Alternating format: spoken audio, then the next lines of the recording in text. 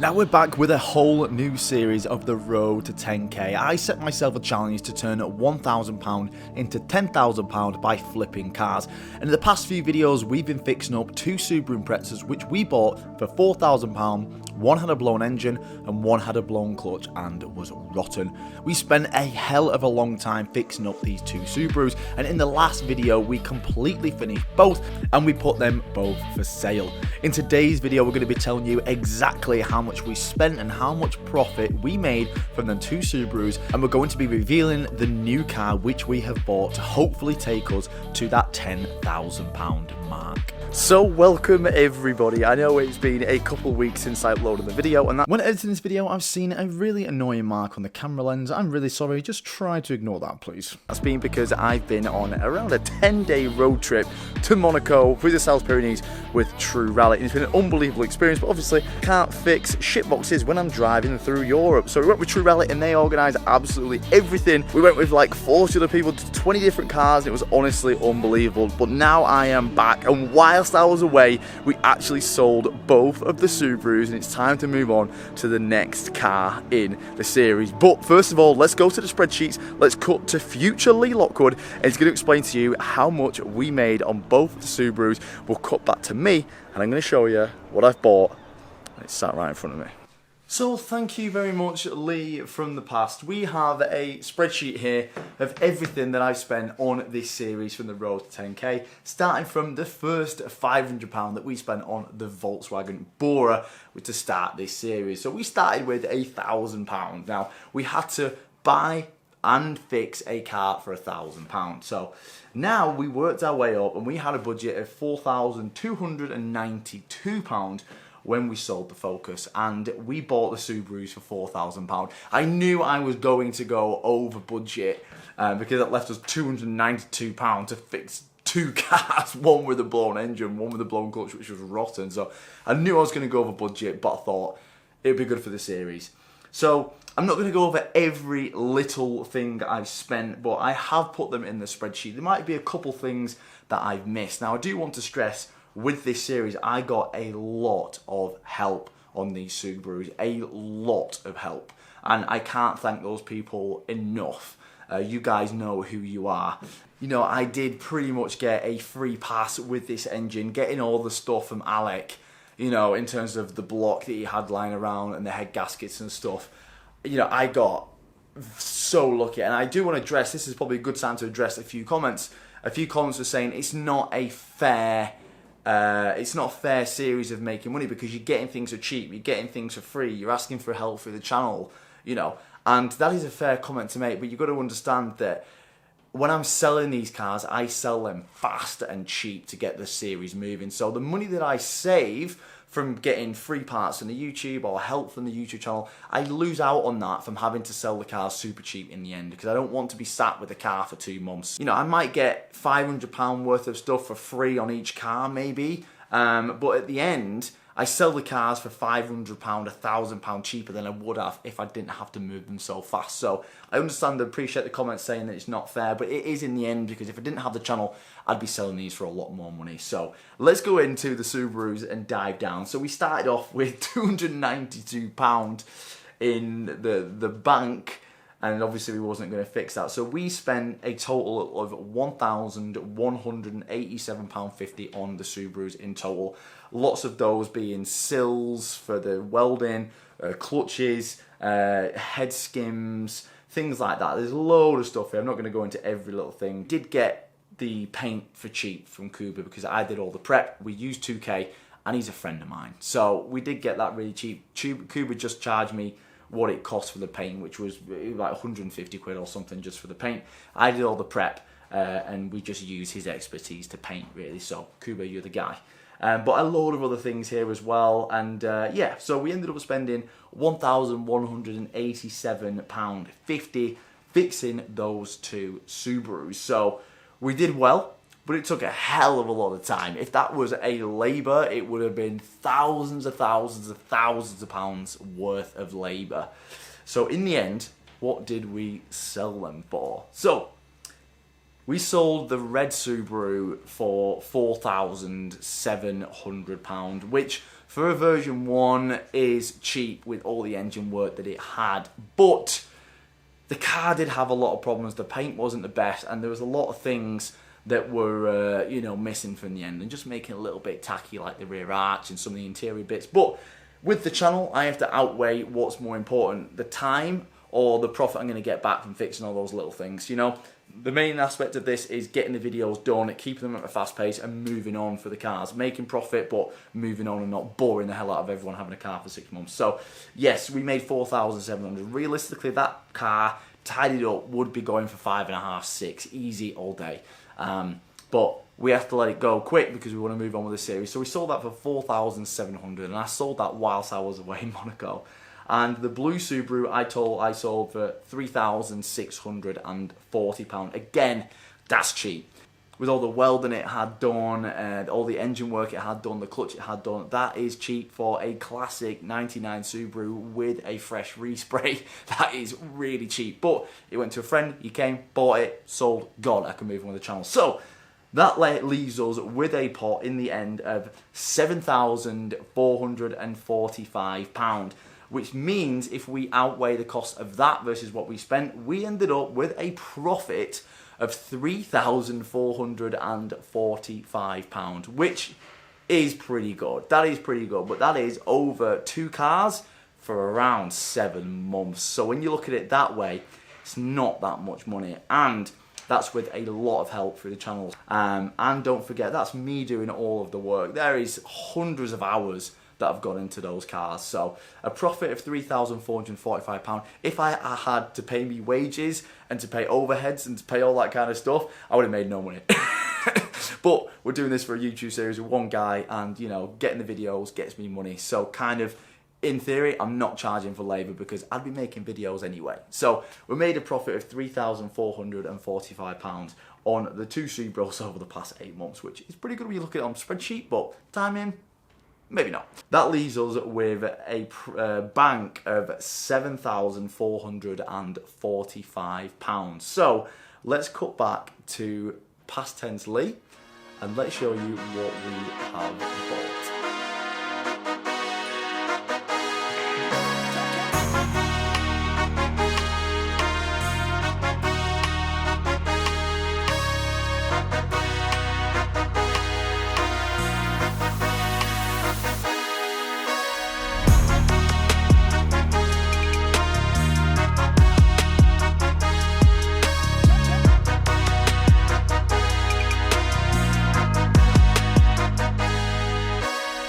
This is an Audi S3 8L. This is 100% going to be a future classic, and all of the car magazines agree with me as well.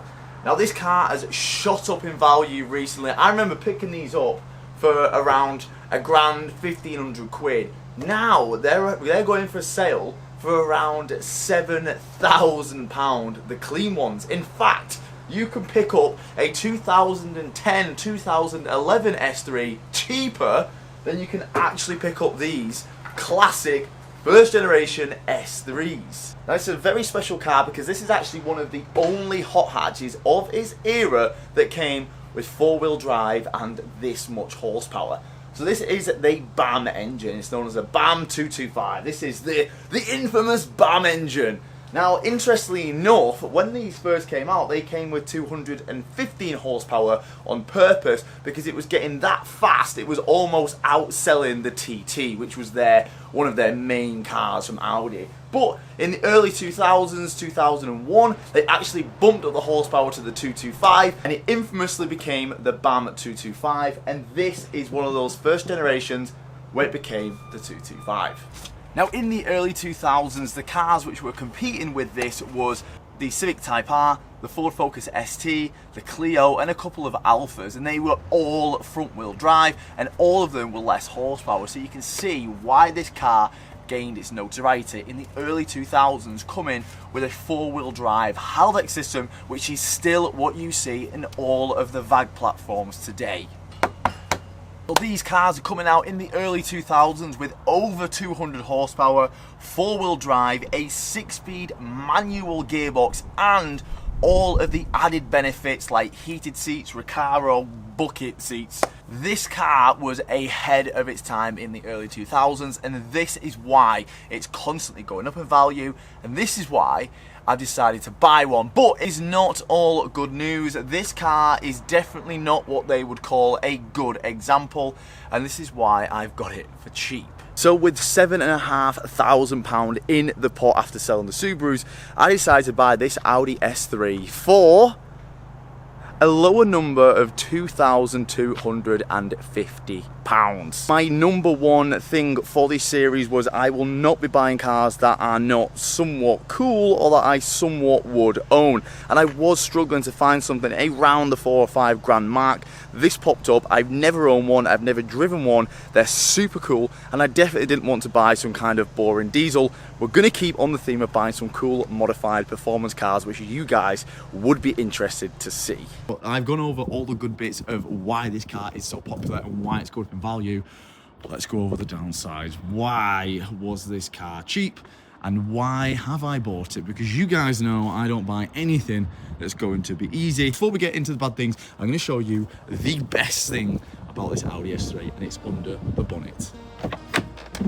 Best thing about this Audi S3 is that it comes with a free bottle of Holy energy drink. I'm joking, it didn't. This is obviously for my house because I can't stop drinking this damn thing. Holy is a healthy energy drink designed specifically to stop you feeling like a miserable bastard like I did for years of my life. I was actually on ultra strong vitamin B12 tablets for around about a year, and then I came across Holy and they had the same amount of vitamin B12 in this one drink that my tablets did, and also 14 other different vitamins and nootropics designed specifically to help you lift your mood and give you a boost throughout the whole day. And even better, their tagline for this company is no bullshit, which means there is no added sugar, no artificial flavors, no taurine, and you guessed it, no bullshit. Now I drank this every single day, and you can see from how much I have of this in my cupboard. Their flavors are absolutely insane, and I've just got a delivery of their new flavors. In here I've actually got a scoop of energy of the Dolphin Daiquiri it's called, and I've also got a scoop of the multivitamin hydration. I've recommended this to so many people, and every time I put this on my story, all of my friends ask me to bring some into work because I've got so much. I say, no, stop being cheap, go and use my code and you'll get an unbelievable discount. And I would definitely recommend using that discount to get the starter set deluxe. You get a free shaker in here, and it comes with a bunch of different flavors so you can choose your favorite for your next order. So thanks to Holy sponsoring this video. Let's get back to this S3. Okay, so first and foremost, this car has been sat off the road in a barn since 2016. The last MOT it got was in 2016. And I know a lot of YouTubers say, barn find, barn find. Genuinely, this was actually a barn find. I wish I took a picture when I got home. He had two cars sat in the barn, this and a Civic Type R. He brought this out to clean it, to put it for sale, and put it back in the barn. And I wish I got a photo. So this has actually been sat in a barn since 2016. Now, it does actually run. We had to get it on the trailer and my winch wasn't working, so I did start it. It didn't run very well at all, but it did get on the trailer. Now, the owner was a little bit worried about me starting it because he was like, mate, the timing belt has been sat for 9 years. Like, I don't want to start and it blows up before it gets on the trailer. And I understood where he was coming from, but I had to get it on the trailer. So it did run on the trailer. The brakes do not work in any way, shape or form, and it doesn't run well. Now, the biggest red flag about this is the boost pipe is off. We got some toilet roll stood in there just to stop things getting through. I did ask the guy why it's off, and he said, well, I started doing the timing chain, I couldn't be asked putting it back on. The guy did seem pretty legit, but to me that is a little bit of a red flag. Why would you not just put the intake back on so it runs well? Didn't quite understand that, but it does run. Now, the good thing is this car comes with so many parts in the boot. Now, I'm not saying little things. I mean proper stuff. We have Bosch and Lemforder or VW or everything. Like, this is a genuine VW water pump with a genuine VW time belt kit. Also have Linford ball joints, we have brake discs, we have Bosch oil filters, fuel filters. We have a load of stuff back here which we can actually use and save us money when fixing this up. But it doesn't take away the fact that this car has been sat for 9 years. And I have no idea what condition the engine is in, because it only ran for around 30 seconds and it was cutting out every 5 seconds because obviously it had no boost pipe on. And I have no idea what it's like underneath or what any of the suspension is like underneath as well. I've had a quick look on the floor and it is not rusty, which is good news. We'll show you that on the ramp. But this might be one of those jobs where everything needs doing and it just takes weeks and weeks and weeks. But at least it runs and it's not got a complete blown engine like both the Subarus had. Now, one thing that is quite noticeable as well is that there is a lot of oil around the rocker cover and around the boost pipes which go under the inlet manifold, which might be saying that there's a split in those boost pipes and it's sending oil everywhere, which might be a little bit of a pain. So with this car, we basically just have to do a full overhaul. It's gonna need new brakes, it's gonna need new tires, probably gonna need a lot of arms, it's gonna need a lot of ball joints, it's gonna need a lot of engine work, most definitely going to need a timing belt as well. So we do have our work cut out.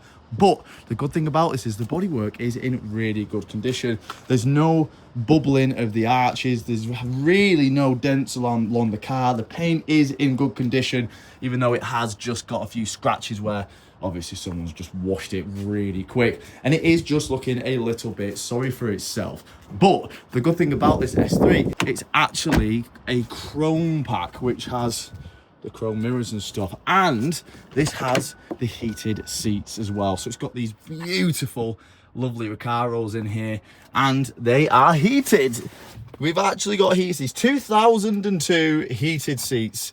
What a guy. So I'm actually really excited to drive this, and also it has just over 100,000 miles, which is not high miles for this car. A lot of them on Facebook are going for around 5 or 6 grand with 150,000 miles. So I'm hoping that we can still make some pretty good profit and also not have a horrendously stressful time fixing this S3 like the Subarus. But I've never drove an all-wheel drive BAM engine, and I am so excited to take this out and see what all the fuss is about. So we'll see you in the next video when this car is inside the unit and we're going to start cracking on with all of the work. So we'll see you in the next video. Wish us luck, lads.